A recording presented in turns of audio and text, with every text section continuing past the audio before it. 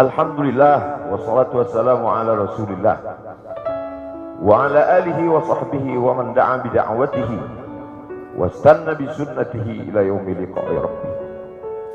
Al-habaib al-afadil al-ulama al-ajilla nafa'ana Allah bi ghaziri ulumihim wa bi husni adabihim wa lutfihim.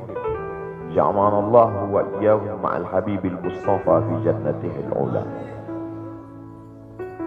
Orang yang menyambut beliau, kalau dia masih ada ikatan dinas, maka beberapa hari ini kita lihat orang itu dihukum dari jabatan. Orang yang mengupdate status kalau menulis nama beliau, maka Instagramnya akan diblokir. Hanya menulis namanya saja, maka Facebooknya akan ditutup. Orang menjadi takut untuk menjenguk beliau, kecuali orang-orang yang takutnya sudah dihabiskan hanya untuk Allah. Apa dosanya? Apa salahnya? Berapa triliun negeri ini pernah dirugikan? Berapa sumber daya alam minyak, batu bara, nikel, uranium yang pernah dijualnya ke luar negeri? Berapa BUMN perusahaan yang pernah dijualnya aset-aset negara? Ada yang pernah dia jual? Dia hanya mengajak anak muda yang selama ini pencandu narkoba menjadi bertaubat kepada Allah. Dia hanya membangkitkan semangat anak muda yang selama ini berzina menjadi orang-orang yang takut kepada Allah. Dia hanya mengajak mereka yang memakai baju hitam, pakaian hitam, merubah menjadi pakaian putih. Mereka berusaha untuk memutihkan catatan amal baik mereka di hadapan Allah. Dia hanya menyadarkan umatnya supaya sadar bahwa politik itu penting. Angkatlah pemimpin yang adil dan amanah. Dia hanya sedang mengajak umatnya supaya jangan memilih pemimpin kafir. Salahkah perbuatannya? Tidak. Dia tinggal negara demokrasi. Dalam dunia demokrasi, siapapun berhak untuk mengajak menyuarakan kebenaran. Dia tidak melawan sultan, dia tidak melawan ulil amri, dia tidak melawan siapapun. Dia hanya melawan ketidakadilan. Hari ini saya berangkat setelah sholat subuh menuju airport, naik pesawat. Setelah naik pesawat, naik mobil. Setelah naik mobil, jalan macet, saya mesti turun naik sepeda motor. Setelah naik sepeda motor pun juga tidak bergerak, jalan kaki. Akhirnya sampai kemari. Dalam hati saya berkata, celaka betul orang yang mengatakan kemarin katanya tidak ada akan menyambutnya. Sudah 3 hari, saya pikir 3 hari tidak ada orang lagi. Saya akan datang bisa duduk berdua dengan beliau. Saya tidak datang mau ceramah, saya tidak datang mau tausiah, saya tidak datang mau tabligh akbar. Ternyata yang menyambutnya seramai ini, sebanyak ini, orang berjalan kaki, anak-anak muda berjalan kaki, orang tua, ibu-ibu duduk di pinggir jalan. Apa yang membuat mereka datang kemari? Satu, cinta. Lahu baru ni'aliha ahabbu ilayya wa asfadi balwaha, kata Qais. Debu yang menempel di sandal Laila lebih dapat menghilangkan rasa sakit dan duka. Hanya cinta kepada Laila, apalagi cinta kepada zuriat Nabi Muhammad sallallahu alaihi wasallam.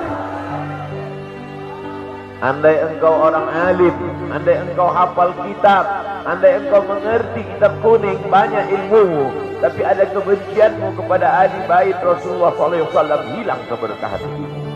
Andai engkau punya derajat seperti seorang wali, andai engkau diangkat Allah sebagai wali, maka jatuh derajat kewalianmu hanya karena kebencianmu kepada ahli bait. Apa kata Kiai Haji Maimun Zubair? Ahli bait itu seperti Quran yang laku. Andai ada ahli bait itu yang nakal, yang jahat sekalipun, dia tetaplah seperti Quran yang laku. Quran yang buruk, andai titiknya sudah tidak ada lagi, tak akan mungkin kau akan buang. Kau tetap juga akan jaga dia, kau akan cium dia. Kenapa? La yamassuhu illal mutahharun. Allah yang mensucikan.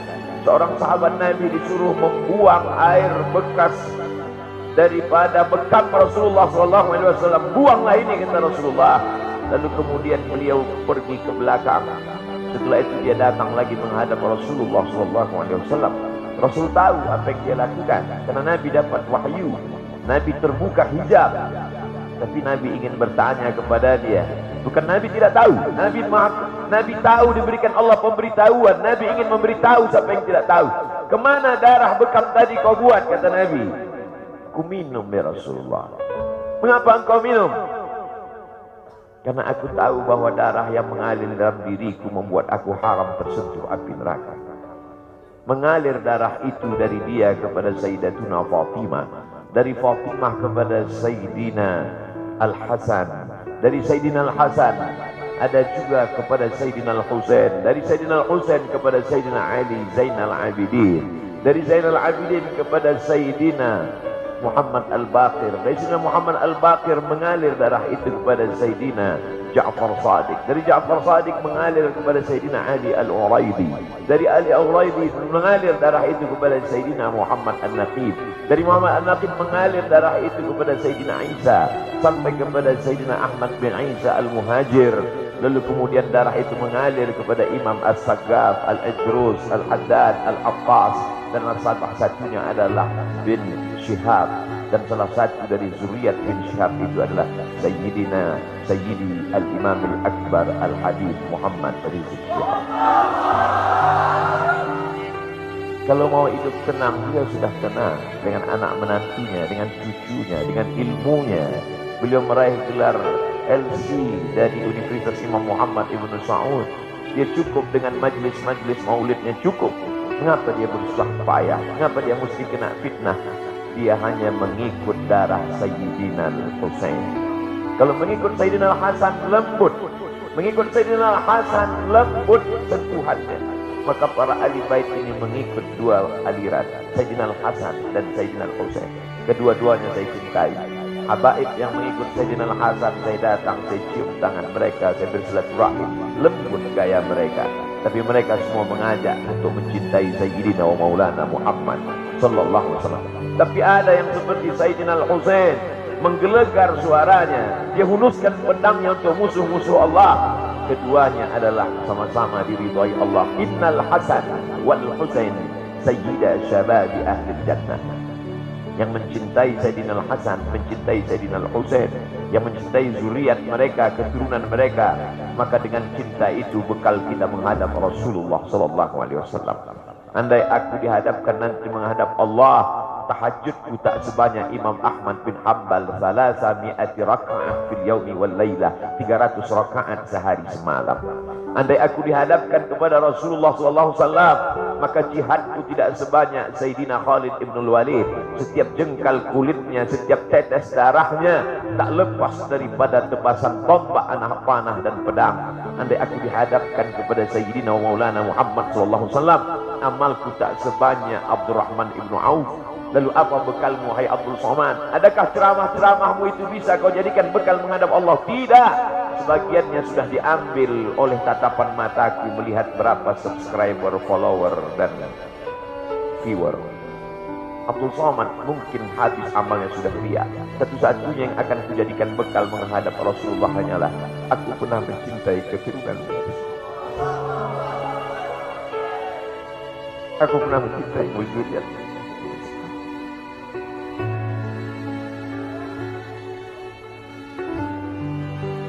Wahai para pelaku pembuat dosa, wahai para pezina, wahai para peminum khamar yang belum bertaubat, kalau kalian belum sanggup untuk berbuat baik, kalau kalian belum mampu untuk beramal saleh, paling tidak jangan kalian sakiti zuriat Rasulullah. Jangan kalian keluarkan kata-kata, jangan keluarkan kata-kata fitnah. Bagaimana kalian akan menghadap Rasulullah? Bagaimana kalian akan menghadap Rasulullah? Pada saat itu seluruh umat berkumpul menghadap Nabi Adam alaihissalam. Kami tidak sanggup berdiri di padang mahsyar ini, wahai Adam. Menghadaplah kepada Allah. Kata Adam, aku tidak sanggup menghadap Allah. Karena dulu Allah berkata, la taqraba hadhihi syajarah. Jangan kau dekati pohon kuldi ini, tapi aku malah memakannya, ya Allah. Mereka datang menghadap Nabi Nuh alaihissalam. Kata Nabi Nuh, aku tak sanggup menghadap Allah. Anakku durhaka. Sa'awi ila jalalin ya'simuni minal ma'. Aku akan naik ke atas bahtera perahu yang bisa menyelamatkan aku dari air. Aku aku tak sanggup menghadap Allah, kata Nabi Nuh alaihissalam. Mereka menghadap kepada Nabi Musa, aku tak mampu, kata Nabi Musa. Mereka menghadap kepada Nabi Isa, aku pun malu kepada Allah, karena mereka jadikan sembahan di atas muka bumi Allah. Mereka hanya mampu menghadap Sayyidina wa Maulana Muhammad sallallahu alaihi wasallam. Wahai para peminum khamar, wahai para pezina, wahai para pelaku dosa, kalau kalian belum mampu beramal soleh, belum mampu bertobat, paling tidak jangan kalian zina zuriat Rasulullah SAW. Bagaimana kalian akan menghadap Rasulullah? Pada saat itu tak ada syafaat. Man dzalladzi yashfa'u 'indahu illa bi'idhnih. Tak ada satu pun yang bisa memberikan syafaat kecuali Sayyidina wa Maulana Muhammad sallallahu alaihi wasallam. Wahai para pemimpin, yang hari ini kau dititipkan amanah kekuasaan. Beberapa hari ini kau lihat apa yang dilakukan orang pada Donald Trump. Kurang hebat apa lagi Trump? Negara adidaya, kekuasaan, kaya raya. Tapi ketika kekuasaan diambil oleh Joe Biden, kita pun malu melihat video ejekan-ejekan itu. Kalau hari ini kau punya kekuasaan, saudara, sampai masanya kau juga akan mengalami seperti yang dialami oleh Trump. Jabatan dicabut Allah Ta'ala. Saya masih melihat video bagaimana Bapak Susilo Bambang Yudhoyono sampai ke Pekanbaru beberapa tahun yang lalu. Di depan balihonya disobek. Beliau jenderal, ganteng, punya partai. Tapi setelah kekuasaan itu tak ada di tangannya, difitnah, dibully, balihonya disobek. Bagaimana agaknya jika tiga hal itu tak ada pada diri kita? Tidak jenderal, tidak ganteng, dan tak pula punya partai. Maka diri ya Allah besar. Menangkap ikan di Bukit Selasa. Demikian, terima kasih. Assalamualaikum warahmatullahi wabarakatuh.